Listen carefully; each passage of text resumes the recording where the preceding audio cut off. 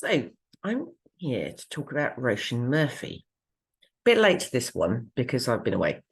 But oh my God, of all the cancellations, how mad is that?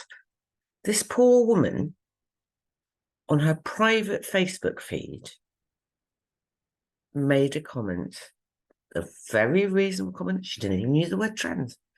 She made a comment about how despicable it is to give puberty blockers to small children or preteens or whatever. That's all she said. And a friend on her Facebook feed made it public. And then as a result of this, her record label dropped her. She had 2 gigs cancelled in London. BBC Six has removed her from their whatever thing. And wow, well, because she says something on a private Facebook feed.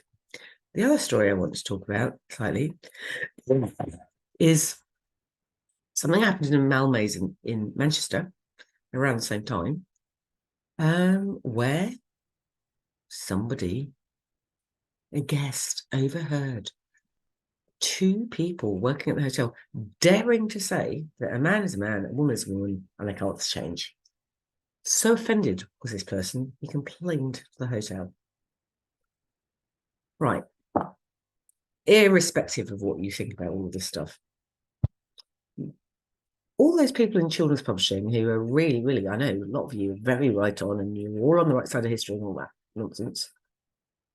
A lot of you in publishing as well, but children's publishing is particularly affected by this. I just want to ask you a question. Are you really happy to live in a world where someone can take something that's said on a private Facebook feed and push it out to the world with real life consequences, and someone in a hotel overhears something that they don't like and they complain to management? That rings of the Stasi to me. That's just tittle tattle. It's complaining to the authority. It's like I'm a child and I'm going to run to the teacher, but it has horrible consequences in the real world. And when I talk about Stasi, I do know what I'm talking about because my mother-in-law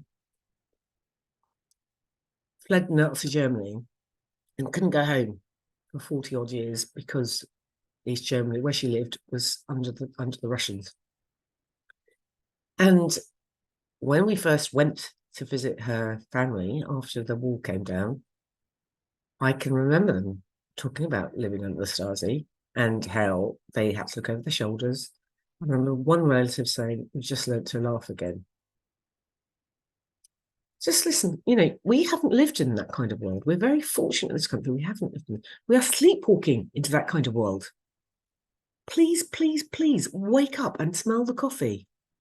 This is not about what you think or what I think or whether to, but what you think, some of you, is you're so convinced of your rectitude that there are people out there who will share private Facebook feeds and go and report stuff to management and hotel because they think they're on the right side of history.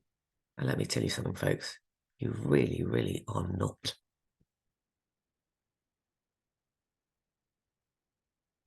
Sorry, ending the video now.